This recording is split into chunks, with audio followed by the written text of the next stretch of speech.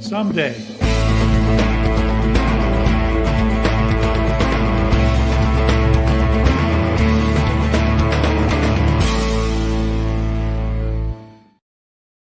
Hi, I'm David with EV World News. We talk about electric vehicles, green energy, and the stock markets. And it's our first show of 2026. Yay. I'm here with Bill. Hey, Bill. Hey, I'm still here. What about that? Yay. Bill, let's go ahead and let's talk about these stats. So, while we've only been doing the EV World show for a little over 2 years, you've been doing the website a little bit longer than that. Yeah, we just went, as of yesterday, into our official 28th year of continuous publication. That's amazing, Bill. That's amazing that you've been able to continue that. Stubborn. I don't want to give up. Hey, but I got a couple more stats that are really interesting. Well, let's go ahead. Let's discuss. Okay, so we have a feature on the website. It's called RS Stream, which of course is just my way of branding RSS, which is the an RSS feed, right? That goes into various types of browsers and things like that. It's just a way for me to get more information out wider without having to do a daily, or weekly email list. It's just doing that is so time intensive that it's just easier to set the computer up to generate this RSS feed. So I add to that every day, and pretty much every day. I decided, how many stories did we add to that feed in 2025, starting at midnight, January 1, 2025, and ending at midnight, January 1st, December 31st of 2025. We added to the RSS stream 19,150 stories. 19,150 stories. It's amazing. Yeah, it's really, it's just hard to comprehend how many news articles come out about electric vehicles. And that just basically anymore scratches the surface. It's so hard to keep up anymore. Well, now, if we had some volunteers, there we go. Maybe we could better keep up with it. But anyway, so there was that. And then I started earlier this year the EV World exclusive stories, which are the ones that I ask questions to various augmented reality, artificial intelligence, or what I call synthetic intelligence programs, and then they write that up. Like I did one today, and you can look at it. I'll tell you about in a minute. We did we posted on the website. I still find this hard to believe. 519 of those stories. And I just started it, I don't know, sometime last spring. 519 stories. By the way, I have that in the same period, we did 364 podcasts. Now that includes, the shorter ones and the longer ones and so on. So, for a little website with really just a handful of people, you and me, and Mike occasionally, we're actually generating or distributing, that's a better word, I think, distributing a lot of content when you start looking at the numbers. So that was our 2025. Busy, lots of information, hopefully reaching a lot of people and helping them. Yeah, it's crazy sometimes when I look at the YouTube channel to see how many videos we've done. It's something like 800. It just seems nuts to think that put out that many videos on YouTube already. Anyways, because I still remember, it wasn't that long ago. I remember it's like doing the first one, all the work going into all this stuff. Well, have I whipped you into shape now? Have I sort of molded you to maybe someday or someone else take this over and I can sit back and find I've got some ideas on how to make it go a little better. Okay. I'm trying to work more closely with the green incubator people, the green to Right. gold folks. Yep. And I think there's just so many things as I work more with them and attend their events, like Earth Stock and things like that, that we could cross pollinate more, Sure. spread, EV world information to more listeners. And they get interns. They get people all the time applying to be interns. Right. And I'm like, and I've had some that I get sent resumes if I can use somebody, and it's like, it's always, and some of them are pretty impressive, but they're not what we need. Right. We need somebody who would be interested in the news, would be interested in, helping post videos, We, research all the videos for yeah. or sorry, not videos, but all of the news stories that we want to repost, and and see where that goes. But anyways, Yeah. What we need are disciples. there you go, disciples. So yeah, we're an EV. The term that's where the term evangelist came from, right? Mm-hmm. Evangelist. I mean, that's they promoted EVs. There you go. There you go. Yeah. Yeah. There's a guy named Buzz down in Texas that calls himself the evangelist. Yeah, well, Evangelist. that term's been around probably a lot longer than Buzz has, but Yeah, I'm sure it is. let Well, them, yeah, let them. Let them enjoy it. he's not young. He's not young. So Yeah, has he been doing this? Has he been doing this for 28 years? I don't think so. The only person I've seen in all the time we've been doing this, that's been in this space as long as you, is the guy that's doing the education, trying to teach people how to fix EV chargers, because he was the one that used to have an EV1. He was somebody we had on the show that he had an EV1 at one time. So, I know. Well, he's yeah, there's there's a few of those guys around, and some of them were my mentors. So yeah, he lived in LA and had an EV1. yeah, And yeah, I think he said he drives a Mercedes EQS currently, but well, good for him. All right, that's a nice car. but you could go Out of my pay grade, but 4 years old, and then they're not much. I mean, there are starting to be. I saw somebody on a Reddit thread found a bolt, an 18 bolt they picked up for $5,000. well, and I think it might have been from a police auction. very possible. Yeah, something like that. I've got a 22 model, and it's great. I love it. Well, the fact that it came from a police auction tells me that it's starting to become the drug dealer vehicle of choice. I hope not. I noticed that there's a lady politician up in Michigan that was interviewed recently by some online guy in his podcast, and she mentioned the fact that she drives a Chevrolet Bolt, which I thought was okay, cool. Yeah, there's even a few politicians out there doing it. Yep. You need some gold spinning rims. Gold spinning rims. Nah, spinning rims. Yeah. That's not my. You see any gold? No gold chains around my neck. So all right. Well, that'll be the next thing. Not my thing. Yeah, Yogi's going to produce a new thumbnail for the videos of Bill with like wearing gold chains. That'll be the next thing. Okay. Well, let me mention the fact I mentioned earlier. The fact that we use the what I call synthetic intelligence to generate these stories. So the one I generate today, I've noticed that there's a lot of our half a dozen or so kids that are riding around now in my neighborhood here in Papillion on either electric bikes, but generally the newest thing now are these electric sort of like dirt bikes for kids.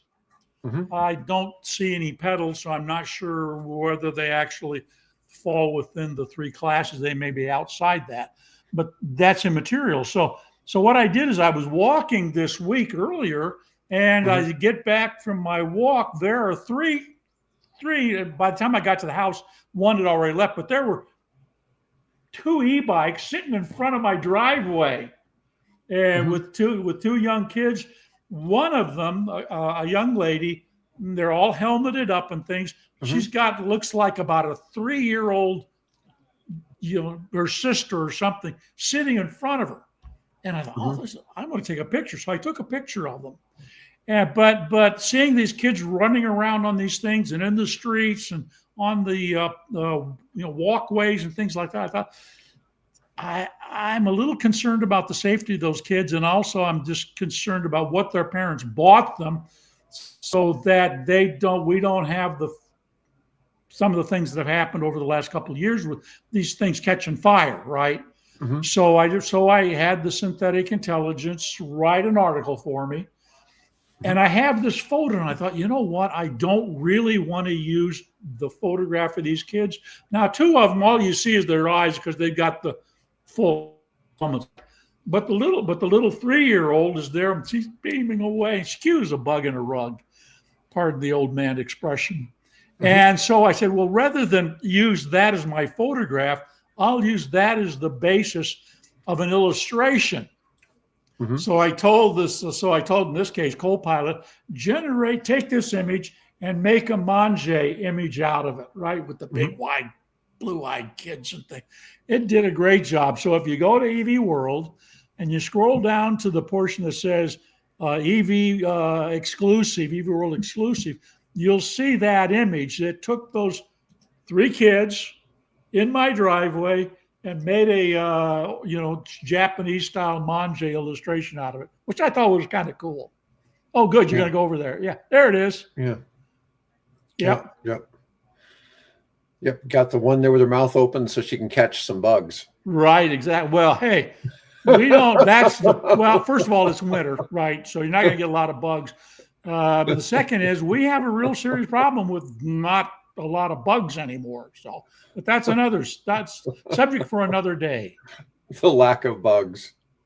Yes. The lack of bugs, the lack of bees, lack of birds. Yeah, it's all kind of weird. I've sometimes questioned, it's like, I don't see any birds today, but in the winter I still see birds, just not a lot. I've got some that I think weren't strong enough to fly south or something. We have a serious problem in the way of habitat because obviously what do the birds eat generally? Bugs. They eat bugs, right? And if there are no bugs for them to eat, then you don't have as many birds. So these are some serious issues. In my Solapiary project, I finally came up with a way to pronounce that word, Solapiary, okay, which is taking what we would call a bee yard or an apiary, and you put a solar field around it, and it becomes a Solapiary. So anyway, I'm trying to address some of those issues with this project to see if we can, encourage more of birds and insects and bees and things like that. But anyway, that's completely off the subject, away from EVs, but really kind of related, actually. So it is. Well, let's talk about this article about it's wintertime. People are always concerned about the range of EVs in wintertime. And while I didn't really go through this article in a big way, we're going to cover this. So there was a test done in Inner Mongolia. They tested 67 electric cars. What looks to be over an ice field. This is the car that got the most mileage. This wasn't necessarily in the middle of the test. If you go to the original source, then you'll see all these cars lined up on what looks like a giant ice field or something. It's a large area covered with a lot of snow, and they just decide they're going to test to see how far these 67 different models of EVs, most of them from China, but there's some U.S. and European models included, and to see how far they go. And the results were kind of interesting. There's a graph if you go to the original source, there's a graph on it that lists all the various models that were tested, how far they drove, and how quickly they recharged, which was really interesting.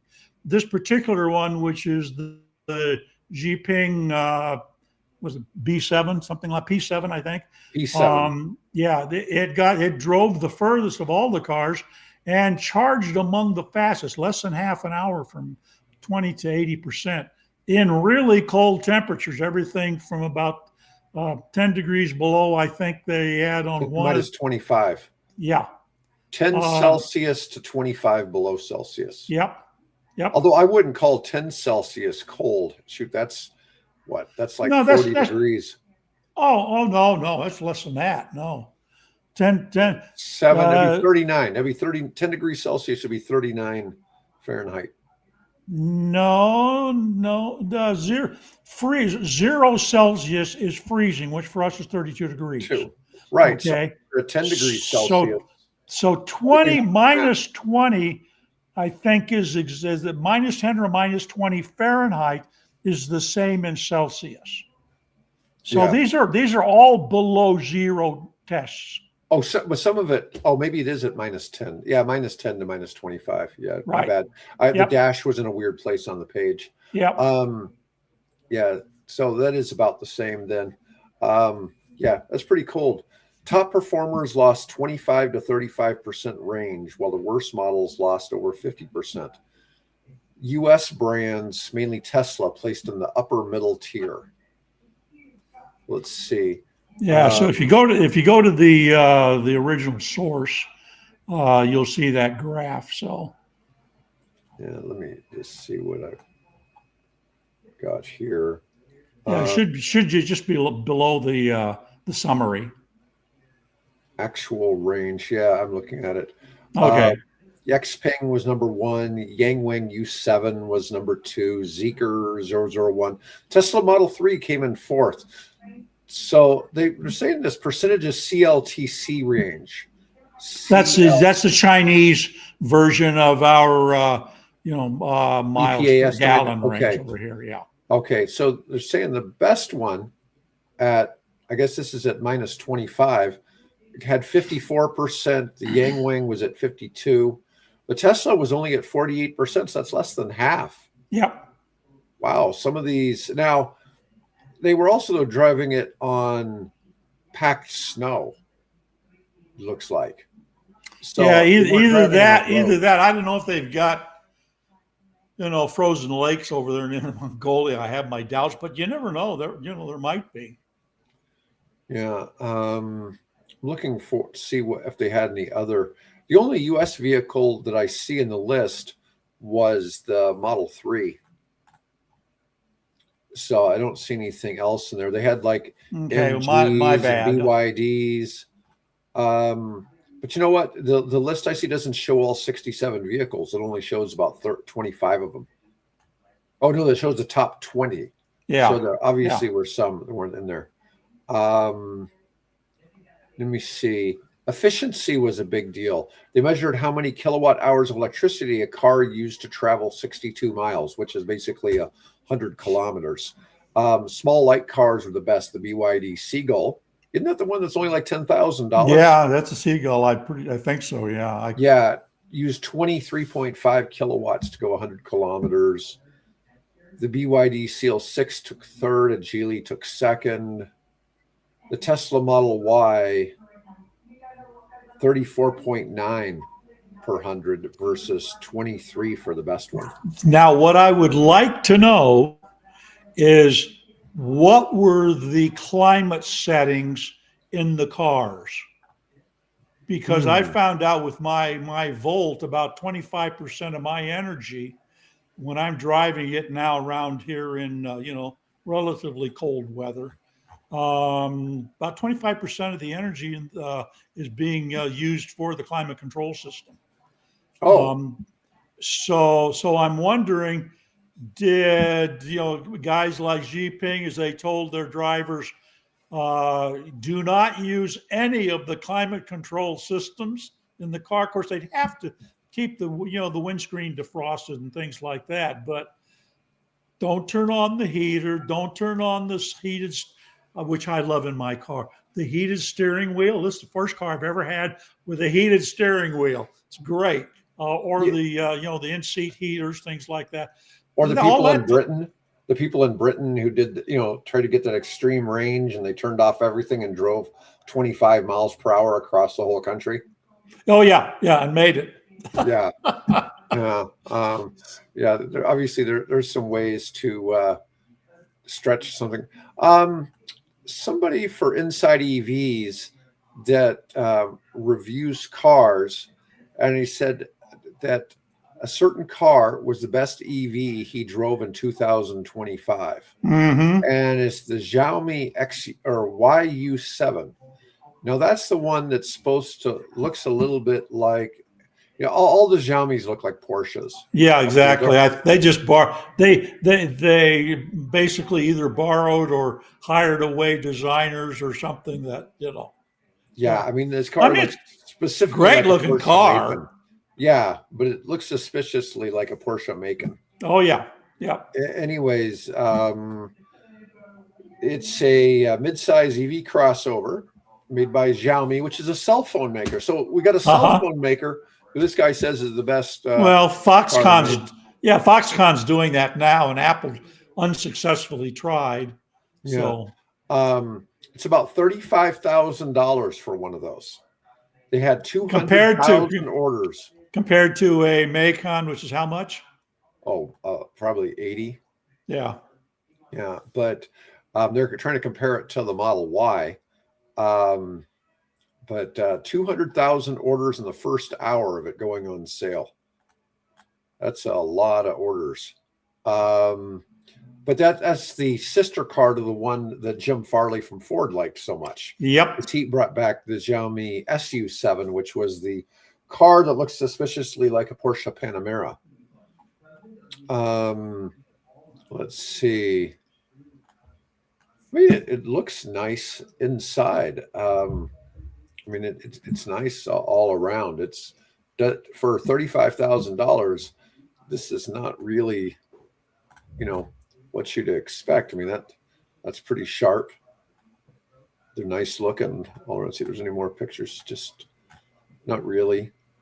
But when I just look at this, so I actually posted it but didn't read it, which is one of the things of having to do too much with too little. So did he have any comments on why he liked it? Just well, I can see why he liked it. I mean, man, this looks nice. Yeah, all around. So it looks like he's somewhere in the Swiss or French Alps or something. Well, this is in China. You can't buy these outside of China. Well, how did Farley get his? Well, he dragged it out. Well, you can get special, permits and things like that. Yeah. You sure that I don't know. It looks suspiciously like it was somewhere in the Alps, but who knows? Let's see. See what it says here. The vehicle itself isn't all that groundbreaking. Technically, the battery techs sell the body design. The self-developed motors are technically impressive. A sub 3 second 0 to 60, 680 horsepower. But for a car that cheap, that's crazy. Okay, I lost the audio again. Nice. Oh, and some people are calling it a knockoff of the Ferrari Puro Sangue, but I've only seen a couple of Puro Sangues on like Instagram videos. Let's see.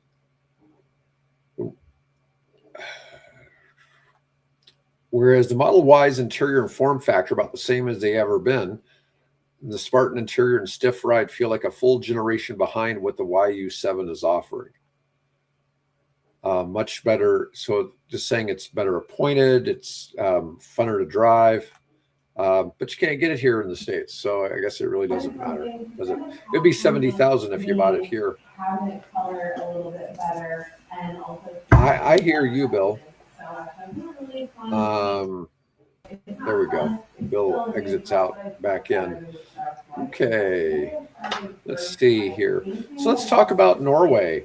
Norway hits 96% EV market share. Well, Bill's having more challenges. We think it's because his memory is full in his computer. Norway wrapped up 2025 with 96% of new car sales being fully electric, the highest penetration rate globally. Tesla sales fell globally. They're surging in Norway, showing regional market dynamics matter. Norway will add up to $5,000 in value-added tax per EV starting in January, after beginning to tax EVs in 2023, testing whether demand holds without extreme incentives. And let's see if Bill comes back. Can you hear me now, Bill? Yeah, suddenly all my audio dies. Well, your mic was still going. Oh, It's just hear you being able to hear us. Yeah. Oh no. Yeah. You didn't hear me swearing, did you? No. All right. So we've been talking about the write down, but Ford has completely discontinued the F-150 Lightning. They've concluded production of the current generation, pivoting to the extended range EV that's going to mix a gas generator. It's kind of interesting. Jim Farley frames this as a customer-driven profitability focus, but it represents one of the largest EV retreats by a legacy automaker. Yeah. Once again, I think it's wrong fit for the market. They're trying to bring an EV to market and charging $80,000 plus for it. Was that really what Ford needed? No. It's just, I don't know. That's obviously it's their best-selling vehicle, and they thought, well, we'll just offer it as an EV model, and that's now the interesting thing is that I posted this morning a story from a guy that says, I'm a mechanic, and these are the only electric vehicles I would buy. Guess which one he suggested buying? He probably liked the F-150. He loved the F-150. He said, just as long as you don't try to tow 5,000 pounds with it, it'll do everything that a pickup truck owner wants to do. That's nice.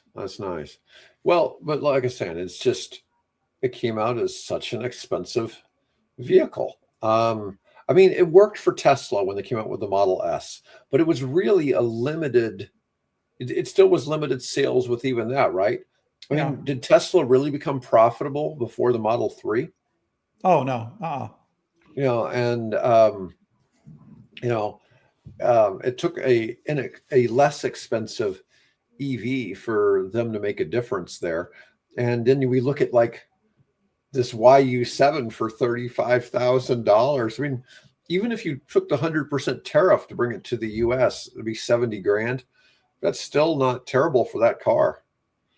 No, just as long, just as long as the quality's there. I still have my reservations about, Chinese cutting cell corners. phone makers. Yeah, cutting corners and things like that. So, yeah. All right. So we've talked a little bit about Rivian. Rivian stock rallied 48% in late 25, rising from $15 to over $20 a share. Lucid has been as low as it's been, but oddly, it's up today. So go figure. It's interesting looking sometimes at some of the stocks, scrolling by on the screen and trying to figure out why. Rivian is doing. AMD up 3%, Microsoft down 2%, NewScale's up 12.5% today. That's typical, though. You see the nuclear stocks, they're way all up, over way the down. place. Yeah. Nano's up 12%, Oklo up 6%. Ford's up. Yeah, it's interesting to kind of see where some of these end up. Tesla is down a couple percent today. It was up almost to $500. It's down to $440 again. Rivian down a little today, $1940. Rivian off. I still don't regret having sold at the peak. Yeah, Lucid up almost 4% today. Yeah. Ford is one that doesn't really fluctuate much. It's up 1%. Well, look, it's a legacy, man. It's been in this business for 125 years. Yeah, it really shouldn't be all that volatile. Yeah. But it's interesting to see them. Among EV startups, Rivian is positioning as a sole viable challenger while Lucid continues to struggle. Motley Fool suggests avoiding both Rivian and Lucid in Yeah. favor of Tesla, calling them potential stocks headed to zero. I still, Nah. yeah, if Lucid loses too much value, the Saudis take it private. That's Yeah. my bet. Yeah. Oh, yeah. And Yeah. then that's a win for all of the shareholders, anyways, because you'll get bought at a premium. So Rivian and Lucid are both burning cash fast. Lucid's situation is more precarious with the stock near all-time lows. Well, 2020. I was just going to say, I think there's a lot more excitement on the Lucid side of what they're going to be offering in the form of the R2 and then the R3 that's sort of Rivian, in you mean? development stage. Yeah, Rivian. Yeah, Rivian. Yeah. But I There's think more to. Gravity has got its potential, though. Oh yeah, but it's here. It's sort of done. It meets a certain market niche, but I think the Rivians are, to me, they have more buzz about them, positive buzz about them, as opposed to any potential negative buzz that around Lucid. Yeah, it's just kind of, I don't know. I just don't see those companies going bankrupt like some of the other players we've seen. No, they have the right partners helping them out, that those stocks just don't go away. It's saying Lucid's planned launch of a lower priced mid-size EVs in 26 is central to its turnaround thesis. Analysts betting growth hinges entirely on scaling beyond luxury. So here's something I really didn't expect. This was something you had on EV World. Battery electric storage system safety. 89% of fires are system level, not cell failures. So the real culprit isn't actually batteries. And battery storage systems that had fires, only 11% originated at the lithium ion level. 89% came from issues like wiring controls, integration, and installation errors. Yeah. I thought that was really interesting. It was a write-up by a gentleman who writes a lot about battery technology in LinkedIn. So I thought this one was important enough to highlight it. Yeah. So Neeraj Singhal of Simco Group, which is a BESS equipment manufacturer, emphasized that engineering discipline at the system level is a critical safety factor. Let's see. California has a law that just came out yesterday that requires large-scale projects to meet with local fire authorities 30 days before permit applications. That's kind of different. But sort of logical. They were the one with the Moss Landing fire, which it looks like from the photo that I found, well, it was just in one of the sort of 40-foot trailer kind of things, that shipping container type of arrangement. Then later photographs, apparently that had spread, because some of the night photos showed really a lot of flame and fire going on. So I can understand you'd want the local fire people to be aware of what's there and ways to deal with it. Yeah. Helion fusion plant construction progresses in Washington state. Helion began building support structures in Malaga, Washington in July 25 for its 50 megawatt Orion fusion reactor. A deal with Microsoft drives the timeline. The facility is designed to deliver power to Microsoft under a purchase agreement. Microsoft's data center energy demands are accelerating fusion development. Washington state is becoming a fusion hub. The state is positioning as the world's leading fusion energy center with ready access to transmission infrastructure and a legacy of energy innovation. I haven't looked up where that, you mentioned it. What was the name of the site where they're building it? Malaga, Malaga, Washington, Chelan County, or Chelan County. I don't know how you say that. Oh, okay. It's over on the east side of the Cascades. Oh, okay. Chelan County, yeah. Chelan. So it's on the west. I west wasn't county. even close.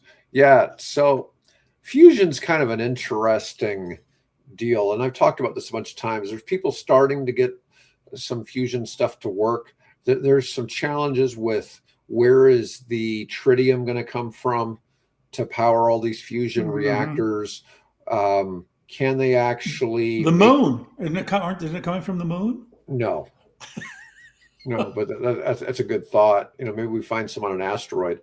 Yeah, it's One Eye Atlas, or Three Eye Atlas. That's where they're going to get it from. Is that an incoming asteroid? Oh, no. You haven't been following Three Eye Atlas, the comet that's not a comet? No. Oh, that's a different We're story. talking about EVs. Let's not go. But boy, is that a bizarre situation. They thought it's sort of labeled as a comet, but it's not a comet and acts absolutely nothing like a comet. It's taking evasive maneuvers. Well, sort of. It's not obeying the currently understood laws of physics. Let's put it that way. Yeah, Three Eye Atlas. If anybody's list, do a little research on Three Eye Atlas. That is a bizarre body in space that doesn't act like anything we are familiar with. That's that's a bit shocking, but who knows? Maybe somebody's coming to visit us. Well, there's been speculation along that line already. Yeah. Although now it's headed out of the. I think here about 2 weeks it'll pass Jupiter. Yeah. So it's headed on its way out, but it did some really strange things once it approached the sun and got behind the sun where we couldn't see it anymore. And then when it came out, it was doing some strange stuff. Anyway, we're taking time away from EVs here, but just look it up. I'm going to get way off topic anyways. So that's not really going to matter. Let's see here what I'm showing. So I'm going to share something here. I made something to some new laws, or not necessarily some new laws, but some things changed in the stock market. I know where you're going. And tokenizing projects. Right. And something happened in the fusion energy space this week that why I wanted to explain this. Now, Bill and I talk a lot off camera about tokenizing various projects. We've discussed everything from tokenizing buffalo herds to airplane hangars, farmland, different things. But this is kind of an important piece of information that just came out. And this is, if you're trading in stocks and you ever deal with the fact that it takes time, like a couple of days for your stocks to clear and you to get funded the money in your account, well, this is changing all of that. So in December 25, the U.S. financial system had a landmark regulatory initiative from something called the CFTC that has a infrastructure project with the DTCC. DTCC is who clears all of your stock transactions. So when you have a stock sell, this organization called DTCC is kind of at the heart worldwide. It processes something like $4 quadrillion in transactions annually. Okay, I mean, it's just nuts. Providing clarity and the plumbing required to integrate digital assets into the heart of regulated markets. The Digital Assets Pilot Program removed long-standing barriers, enabling the use of tokenized assets as collateral in derivatives markets. So a couple things are happening here. Something called the Canton Network is going to tokenize U.S. treasuries, and it's going to be in the trillions of dollars what they're going to tokenize. Now, I'll get into some of these other slides, but basically there's been some recent things that went on, but the main one here is the SEC provided the DTCC with a critical, what's called a no action letter, clearing the path for, meaning that it's allowed to tokenize various financial instruments. When I say various, they could basically tokenize any financial instruments. And then they have this DTC announced a partnership going live with the Canton Network to tokenize custodied U.S. treasuries. All right. Now, it basically, what this guy here is saying from the DTCC, the CEO of the DTCC, the collaboration creates a roadmap to bring real-world, high-value tokenization use cases to market, starting with the U.S. Treasury securities and eventually expanding to a broad spectrum of DTC-eligible assets. Well, I'm in the nuclear space, and so I was trying to explain to one of my partners about how this is going to affect some of the things we're doing in nuclear at some point. And then the first stock to do this and to go on to securitize ends up being Trump Media. Stock ticker DJT announced that they are providing tokens to all stock shareholders, and they're giving extra reward benefits to people who are token holders as the first major company to go to that. Yeah, well, I know Bill wouldn't be that, but see, the thing is, the DJT stock is merging with TAE Technologies, which is a leading fusion energy provider in the nuclear space. So Trump Media is essentially becoming an energy company. Yeah. And but I met the CEO of TAE a couple months ago, and he was saying he doesn't expect them to really be operational to be able to sell power. He's hoping they can be in a position to sell power in 2031, which isn't really much different than the SMR space. Now, your fusion projects are typically, most of them that I've seen are looking at the 50 megawatt kind of production. And part of that is because of the restriction of the lack of fuel. They would like to go much bigger, but there's such a shortage of the fuel. So I kind of question the idea is to produce them in multi-gigawatt type setups, but the fuel doesn't exist for that. Yeah. So it's going to be interesting to see where that leads to. But I created this little slide deck just to give people an understanding of what's kind of going on here. Yeah. And but it's basically just saying that they're going to allow, let's see if we get to the page that really shows the big benefits. And it's interesting, BlackRock's in it, Franklin Templeton is getting in it, Fidelity. So tokenized U.S. treasuries, though, 33 billion tokenized real world asset market is part of it. 27 trillion. Oh, so there's annually something like 27 trillion in treasury markets traded, or U.S. treasury bills traded. Okay, so here's where the big advantage comes on. So it basically allows the collateral to move quicker, meaning that traditionally, if you're clearing this transaction through a broker dealer, the broker dealer has to have so much liquidity to clear the transaction. There's this new thing called atomic settlement, meaning that it's going to be able to clear with each party's money, which isn't normally the standard in your stock market trades. Usually what happens is you sell, a market maker buys, and then the market maker sells to the buyer. And in this case, it's eliminating that step. So that it's going to, and so what's going to do is going to make the instantation, it's going to make the transactions instantaneous, and it would also allow you to sell your stock after trading hours. Right. So if you wanted to trade it on a Saturday evening when the stock market's been closed for a day, you can do that. Right. And I was going to say this follows most crypto type arrangements. There is a fee.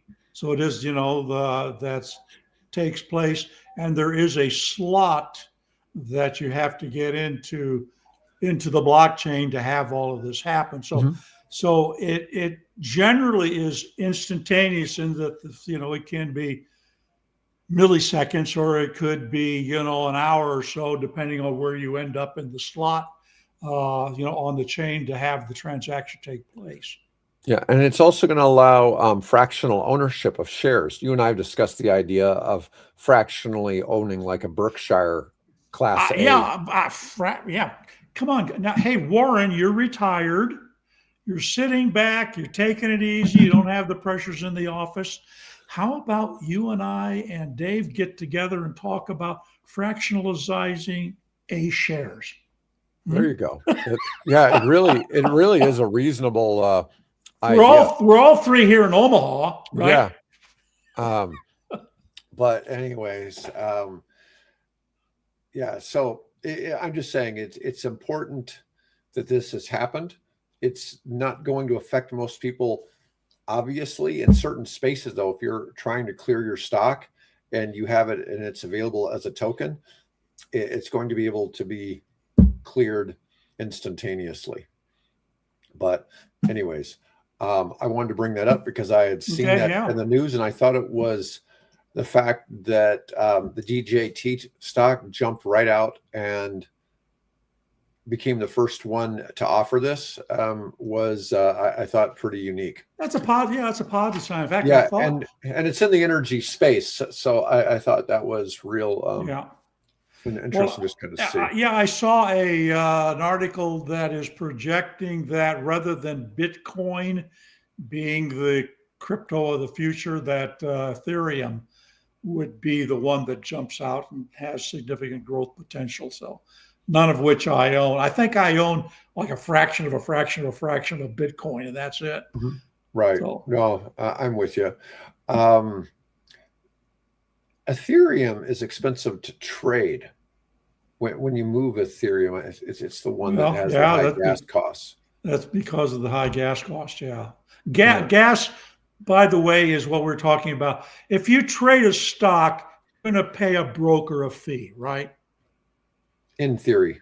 In theory. I mean, you can have an account where there's no, broker fees. It's whatever those levels are. So, but with trading most cryptos, there is a fee, and typically that's called a gas fee. I don't know why they called it that, but that's the name that stuck.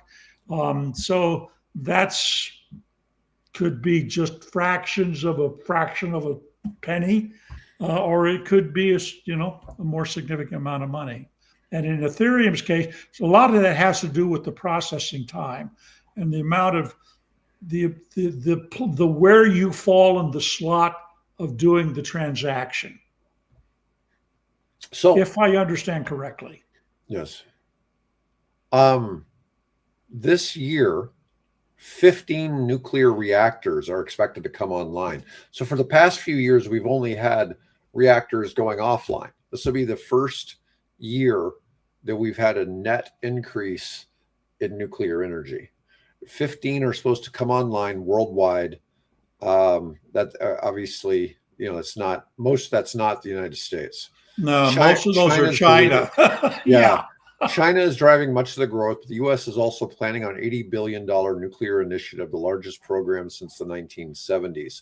The thing about that is so much of energy, electric vehicles, clean energy, solar, all that, the Chinese are the leaders. And that's one of the reasons why a lot of politicians hate it, is because we've really fallen behind where the Chinese are.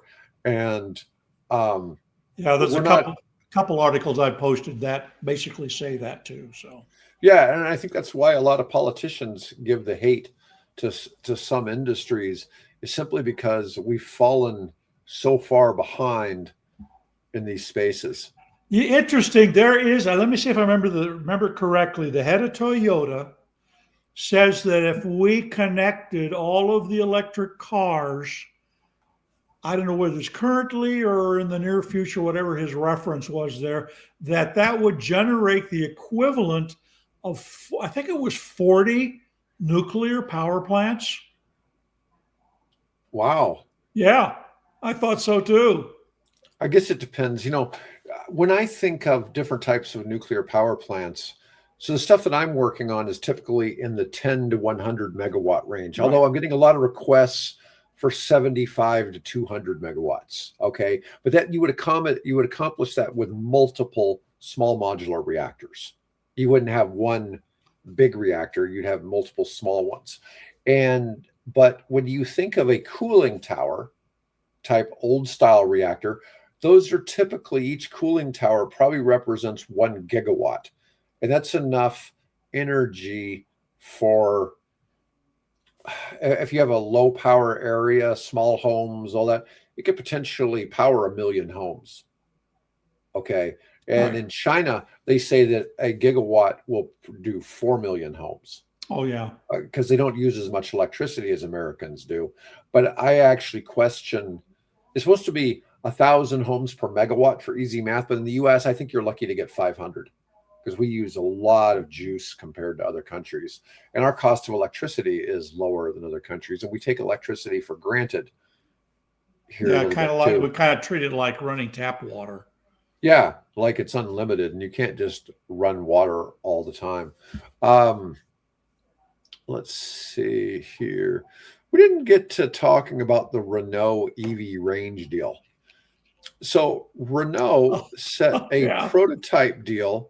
It says the Falante prototype drove 1,008 kilometers in under 10 hours at an average 102 kilometers per hour. That's about 65-ish? No, 60.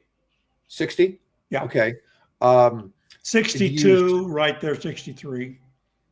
It used 7.8 kilowatts per 100 kilometers. Now, when we were talking earlier, that one that won the Chinese winter test was the BYD Ping, was it? Oh, it was a Dolphin, right? The Dolphin. Seal. Seagull. The Seagull was around 24 kilowatts. This one is less than 8 kilowatts, which is twice as efficient as typical production EVs. Most EVs are 13 to 14 kilowatts per 100 kilometers.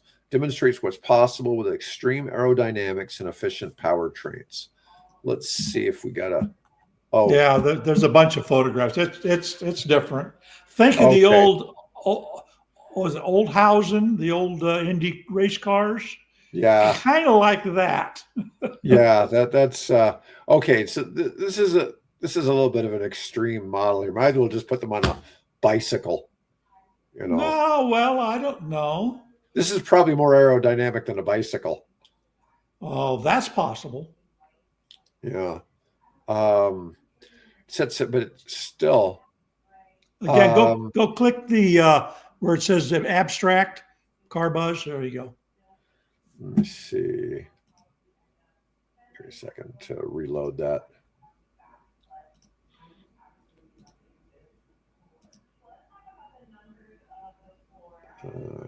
Just car buzz, yeah. I mean, it's nice looking. If you know, it would catch some eyeballs around here. Let's see.